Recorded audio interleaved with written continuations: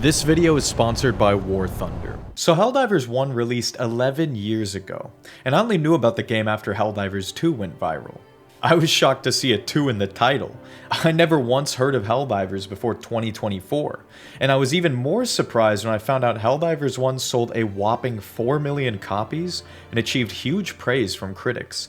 Since I've never played the game, and a good portion of you guys watching my Helldivers 2 videos as well as this video probably haven't played it either, I figured what better time to check out the first game. Hey everybody, my name is Nikos, and welcome back to the channel where we answer the question, 11 years later, how good is Helldivers 1? This video is essentially a deep dive into all things Helldivers 1, though I won't talk about the lore a lot since I've already covered it extensively in my previous Helldivers 2 lore videos as well as the Helldivers iceberg. Alright, let's get straight into the review. The gameplay loop for Helldivers 2 is so fresh that I had no idea almost all of it carried over from the first game. Just looking at Helldivers 1 immediately feels like you're watching a different game. The perspective shift is huge.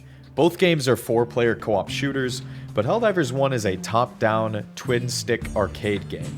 The switch from top-down to third-person completely revolutionized Helldivers. These two games don't even feel the same. And so this had me thinking that both games wouldn't really be alike, but that couldn't be further from the truth. Much of Helldivers 1 is seen mirrored in Helldivers 2. Stratagems, hell bombs, objectives, even the different planets return from both games. The tutorial immediately slaps you in the face with reminders that this is a Helldivers game. There's a section where you have to crawl under turrets while they're shooting, just like the Helldivers 2 tutorial. The Helldivers also shout patriotic phrases in combat like a bunch of cornballs, including the famous Cup of Liberty line that ultimately went on to become a huge meme in the Helldivers 2 community. And then the players even follow the same traditions, dropping huge bombs as they extract. This kind of goes to show me that the fan base between both games is the same. Many of the guns are the same between both games as well. The Liberator Assault Rifle, the Defender SMG, the Stalwart LMG, though in the sequel it's a support weapon, and in the first game it's a primary. But you're not going to be catching me using any of that mid. As far as I've experienced from the base game, the shotguns and energy weapons completely dominate the sandbox. The Breaker automatic shotgun is as busted as it was pre-nerf in the sequel. It melts even heavier armored enemies in seconds. The Trident is even better. This energy shotgun completely wrecks as good as the Breaker, but has far more range. And if you conserve your energy, you never have to reload. You will literally snipe enemies that are off the screen with the Trident. It's completely busted, and only recently arrived in Helldivers 2, but it is nowhere near as good as it was in the first game. The very second I switched back to the Defender, I felt a huge difficulty spike. I felt like I was intentionally handicapping myself. Folks complaining about weapon balance issues in Helldivers 2 have seen nothing. Helldivers 1 has a meta, and it isn't with the submachine guns. The players I ran into randomly online mostly run tridents and sickles themselves, or any number of DLC weapons that I'll be getting into later. But whatever you pick, whatever gun you decide to run with, do not get caught using the railgun. When I saw that I unlocked the railgun as a primary weapon, I was giddy. Now do not get me wrong. I'm a huge fan of using magnetically accelerated metal bricks to cave in the skulls of alien heretics, but this is not it. The railgun is a fantastic support weapon in Helldivers 2, and here it's absolute garbage. You can't even one-tap illuminate patrol bots. Anytime you engage a patrol at all, you stand zero chance at preventing them from calling for backup. The railgun essentially just makes problems worse. It amplifies every single amount of enemies on screen. I think I only saw one guy using it a single time, aside from myself. It's that bad. Okay, so I got some more footage on max difficulty after writing this script, where I was fighting the cyborg in their invasion of Super Earth, and a max level teammate of mine was using a railgun, and they were doing pretty dang good.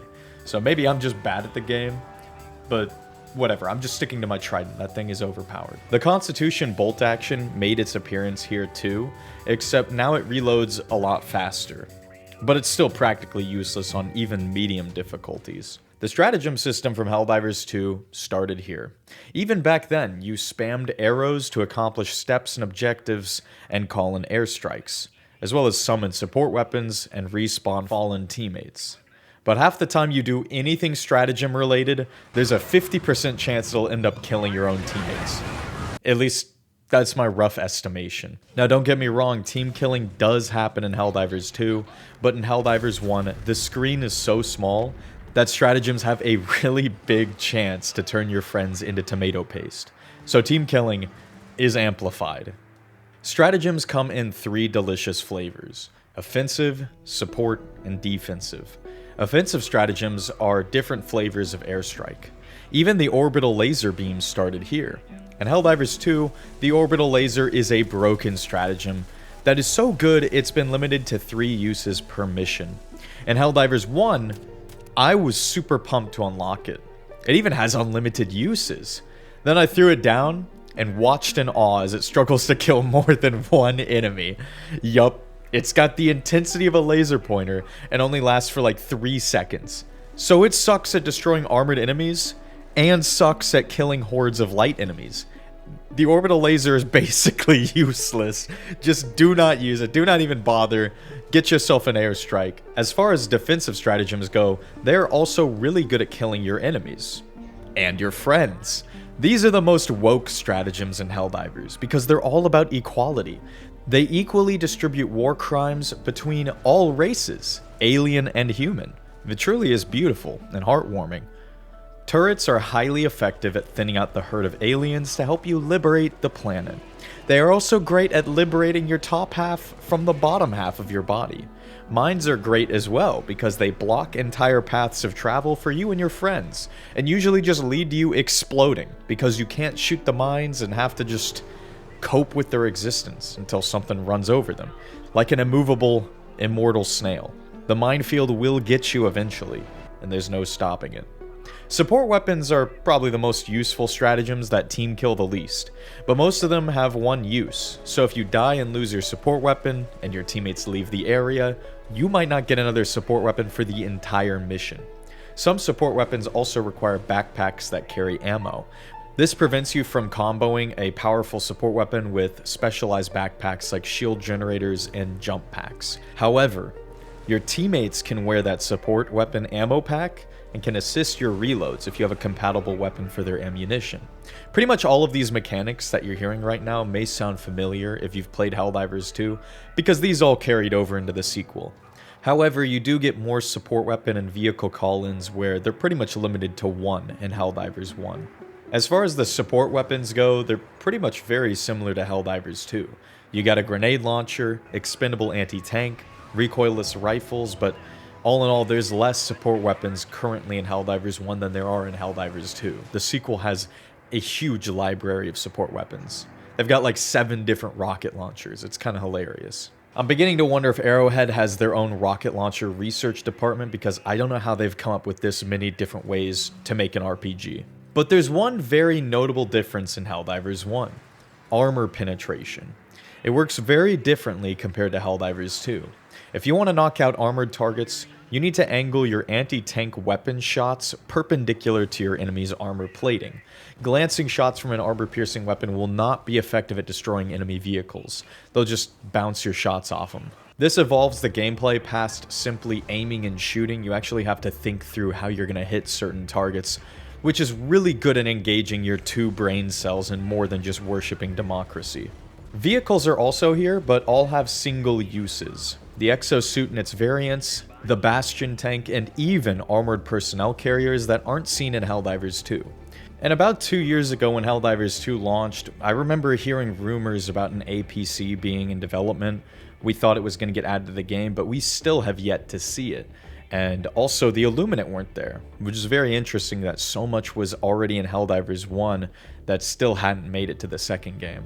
And speaking of Helldivers 2 at launch, I remember there were no vehicles for so long, you just ran around every map. It was constant sprinting and watching as stamina bars depleted. I'm really happy they added all these vehicles, to be honest, because that got really old really fast. The core gameplay of Helldivers is simple.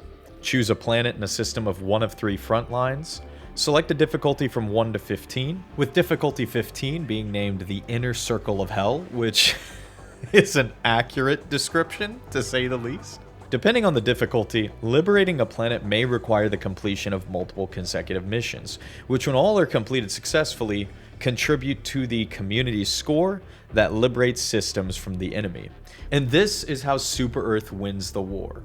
And speaking of war, allow me to share with you a different war going on Earth itself. War Thunder is the most comprehensive military vehicle combat game ever created, and it's available now for free on PC, consoles, and mobile devices. The game offers a massive library of war machines, including over 2,500 tanks, planes, helicopters, and warships from 10 major nations. These vehicles hail from the 1920s to World War II, all the way upwards into the modern era. War Thunder prides itself on its immersion and historical realism.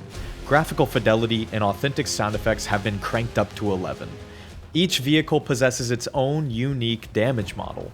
Their armor plating, engines, ammo racks, and more have been taken into consideration. And when you land shots on target, you get to see all of these inner components through an X-ray viewer that shows exactly how your rounds penetrated your enemy's armor and what caused the destruction of your enemy's vehicle. This was a standout feature to me when I played War Thunder for the first time years ago. It's mesmerizing stuff and makes for a really immersive experience if you're a history buff like me. And thanks to vehicle customization and effective game optimization, anyone can hop on War Thunder, even players on lower-ended machines, and they can shape the game to be truly theirs. Join over 95 million players in massive PvP battles today. Play War Thunder for free on PC, PlayStation, Xbox, or mobile devices now, using my links in the pinned comment or video description. New players, as well as returning players on PC and console that haven't played in the last 6 months, will be gifted a bonus pack that includes multiple premium vehicles, an exclusive Eagle of Valor vehicle decorator, 100,000 silver lions, and 7 days of premium account time. This deal is only available for a limited time, so check out War Thunder now if you're interested. Now let's get back to Helldivers. Each of the planets in Helldivers offer hazardous conditions to spice up the variety just a little bit. Arctic planets are covered in thick snowdrift that slows the player down significantly, and water pools on jungle planets also do pretty much the same thing. Lava planets offer bubbling magma geysers that melt your skin, and bottomless pits to fall into and die. There's also urban planets that are just built into a grid pattern to force you into claustrophobic fights. But what really stuck out to me is a lot of the planets in Helldivers 1 are named the same thing as several of the notable ones from Helldivers 2. You got Virilia 5, Fori Prime, Oshuane, or Oshaune, I believe it's pronounced. I've been told in the comments so many times I pronounced that wrong. But the first game also has the legendary Malevelon Creek, but it's a bug world as opposed to a bot world. And the planet itself is in a completely different sector with different planets neighboring it, which means that the entire galactic map has changed since the first game. Now, I don't know the lore implications of this, but even further is that the enemy homeworlds, save for Cyberstan, are also not present in Helldivers 2. Like, where did these planets go? Do they just not exist anymore? Let's just try not to think about lore and how the entire galaxy has completely changed. Let's just hop into the game. Now, first thing I noticed is that I was genuinely shocked to see that Helldivers 1 still had a good handful of players online. I thought everyone would have moved on to the sequel by now. But no, there's still hundreds logging in every day. And the population was big enough to continue the galactic war, as the map was continuously shifting, and I even got to take part in a campaign to liberate the Illuminate homeworld. Also, when I'd start a solo game, players would join off of me and we'd continue the campaign together, which was a really nice treat seeing fans still logging in and joining public lobbies. I thought I wouldn't see anyone. I thought I'd be playing this game completely alone when I started making this video, but no, it's actually pretty delightful to see so many players still invested in this game. I guess there's still a lot of love for the first Helldivers. Whenever you launch a mission, your Helldivers squad drops onto a procedurally generated map that offers randomized objectives, many of which may sound familiar to Helldivers 2 fans. Launch an ICBM, perform geological surveys, escort defenseless chuds to safety, deliver a black box, activate SAM sites, load an artillery gun, blow thing up with Hellbomb, but there are also some new ones, such as disarm unexploded ordnance in a minefield, which has expected results. There's also the escort a slow-ass train mission, which is as boring as it sounds. Then after you do all the objectives, you extract on a dropship. But you don't actually have to win the objectives. You can actually fail objectives as it doesn't punish you at all. You can still extract and move on to the next level in the campaign. Completing the list of missions on a planet grants you a bonus, which typically comes in the form of a brand new stratagem unlock, which does a really good job of keeping you invested in the game as it gives you shiny new toys to play with each campaign. And while we're on the topic of progression, you also gather samples littered across the planets, but unlike Helldivers 2, they don't come in different varieties. There is no common, rare, or super sample, just samples. And pooling samples together grants research points that allow you to upgrade your weapons and stratagems. Meanwhile, XP is used to unlock new weapons and gadgets. Then there's customization items to unlock, so you can deck out your Helldiver in a variety of armors and capes. For an indie game, there sure is a lot of depth when it comes to progression and customization. But holy hell, after level 15, it takes forever to level up and unlock anything. Progression slows to a pretty boring crawl. The gameplay in Helldivers 1 is pretty repetitive, which is saved by the variety of enemies you run into. The three factions are very unique from each other. The bugs are simple. They are melee based, swarming the player in limitless hordes. Their weaker units are bolstered by heavily armored bugs. Chopping off their heads puts them into a rage state, where they rush Helldivers in a frenzy before bleeding out. Some bugs use cloaking and leap at Helldivers from a distance, though the cloaking is incredibly easy to spot thanks to the top-down view perspective. Whereas in Helldivers 2, stalkers just jump out of nowhere and rob you of your samples. The Helldivers 1 bugs are not too different from Helldivers 2's Terminids. The cyborg are mostly ranged based. They're half-machine, half-human hybrids, wielding ballistic weapons and operating armored vehicles to attack Helldivers from a range. They also have a number of melee units, including the Hounds, which rush Helldivers and attempt to cut them up to pieces with melee attacks. These Hounds command immediate attention because they like to down players. Now, I haven't talked about downing yet, but when a player takes too much damage, they're put into a downed state, and they have to hold a button to get back up so their health can begin regenerating again. In a down state, all players can do is shoot their pistol.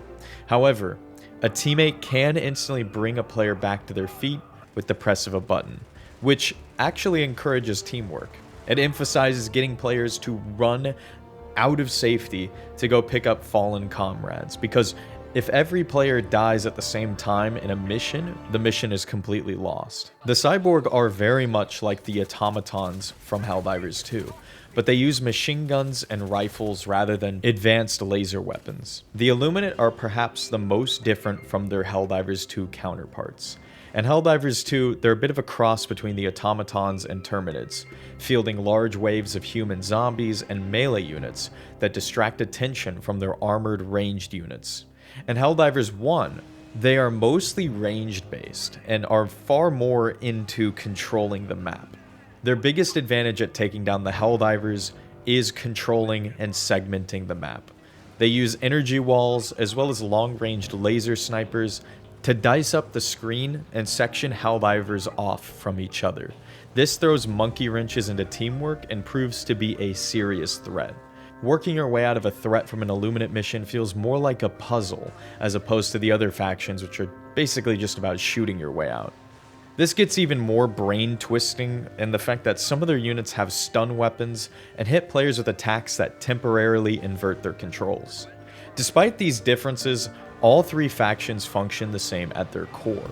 Patrol units search for Helldivers, and when they find them, they call in waves of reinforcements.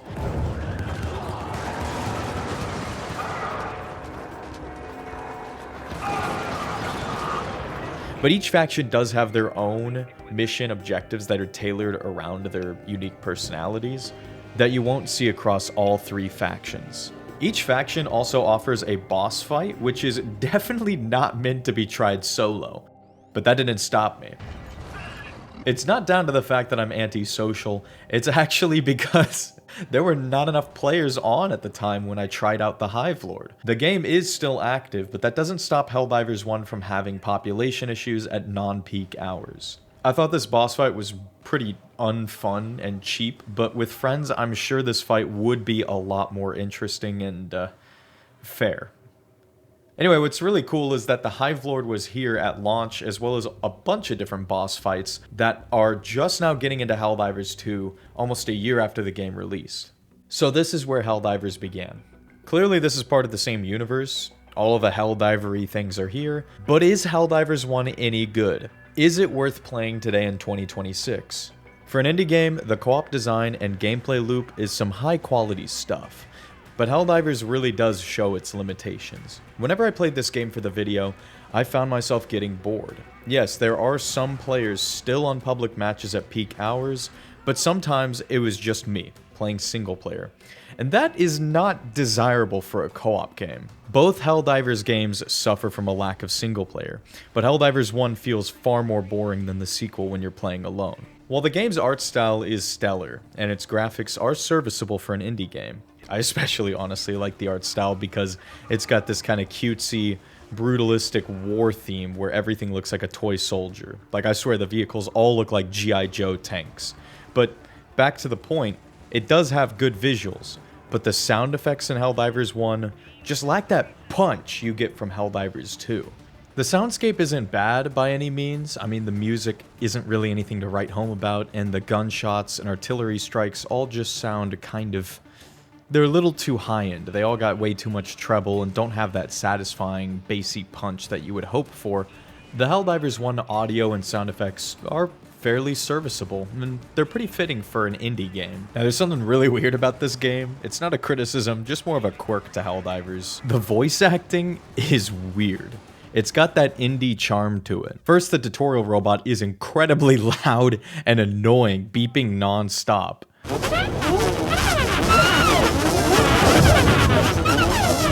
And then the characters aboard the ship only speak aloud the first few sentences of each of their paragraphs. One of our cities is under attack. I feel most at home when we're in deep space. Which is just goofy and kind of distracting to me. But big ups to the fact that Indy Nidell is the voice actor announcing whenever you call in and whenever you deploy stratagems and support weapons and vehicles. Stand by. Equipment on its way. Extraction confirmed. Shuttle inbound. ETA T minus 1 minute 30 seconds. Anytime I hear his voice, I remember the Great War podcast and YouTube show, which really takes me back to about a year ago when Battlefield 1 released, and I was binging the Great War series. Wait, Battlefield 1's 10 years old? Anyway, all things considered, the gameplay of Helldivers 1 is very repetitive, with not a lot going on in the randomized maps aside from sample collecting and objectives. The vast variety of enemies is this game's saving grace. It adds pretty much all of the variety to the gameplay. And even in public lobbies with full squads, I still found myself wanting to play Helldivers 2 instead. Helldivers 2 just beats this game pound for pound, with gameplay variety and cinematic excitement.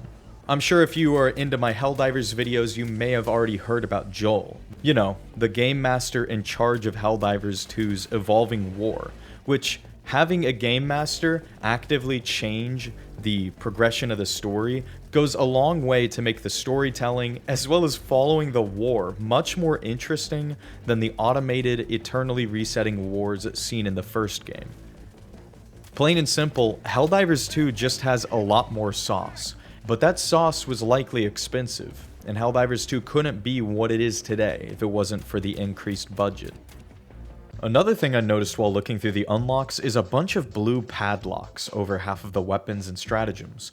These aren't unlocked by normal means, but instead through DLC. So, get this. There are 14 DLC packs in Helldivers 1. In what world does a paid arcade shooter that already costs you about $20 11 years later need this much DLC? Shoot, I had no idea Helldivers 1 would even be as big as it is to demand this much DLC. That is a lot of stuff in post-launch content. And since each pack costs around $3, that's around 50 something bucks to have everything in the sandbox available to you. Let's see what you get from each of these packs. The pistol pack. This pack offers more secondary weapons, which is nice because there's only one pistol available for players that have the base game. This butchers variety for anyone who doesn't want the DLC, because to be honest, having only a selectable primary and you just get a pistol, the same pistol everyone else gets, goes a long way to shrink variety and make the game a lot less interesting. But it's even weirder that this variety of selecting something as simple as a pistol is completely locked behind DLC. That's just kind of odd to me. Let's look at another one. This pack comes with all-terrain boots that completely negate the slowing properties of water and snow. That's kind of pay to win, and I could have really used these in that solo boss fight against the Hive. And the reviews on this pack in particular are pretty critical. Players don't seem to like that $3 completely removes the challenge of terrain. While other DLC packs have largely positive reviews, this one is the most infamous in the community, garnering a mixed status on Steam. Well, that's until I actually took a second look at the pistol pack and found out that people are not very happy with a secondary weapon taking up your perk slot. Yup, if you want to pick a secondary weapon other than the stock pistol, you don't get to take a perk because it takes up your perk slot, which is a strange decision, to be sure, and is the reason why it's so negatively reviewed. But also, most of the vehicles are locked behind DLC. The Bastion tank, all the exosuit variants, and more, which have been since made free for all players in Helldivers 2 when they were added months after release, they cost you money in the first game. A whole half of the vehicles are completely barred from you if you just own the game. And speaking of Helldivers 2, the game's post-release content is similar to the first game. To unlock post-release weapons and stratagems, you have to purchase war bonds, which are locked behind a premium currency. However, in Helldivers 2, you can technically earn that currency for free. These super credits can be farmed. Now, though it is tedious, you can actually unlock everything in Helldivers 2 after purchasing the game for free. You can do this in theory. It would take a lot of time, but at least the option is there if you don't want to spend money on the game. In Helldivers 1, you have to shell out money to have access to half of the game's sandbox, in a game that is 11 years old. That costs $20 today. And if you want all the DLC and the full experience, that'll cost you $40 up front, which is a bit insane for a game that sees around 200 players on Steam around peak hours. Granted, the servers are still up, so if you do buy the DLC, you can still use these premium items in gameplay, so it would be a stretch for me to call this a scam, but it seems like a really high price tag for a game that's over a decade old.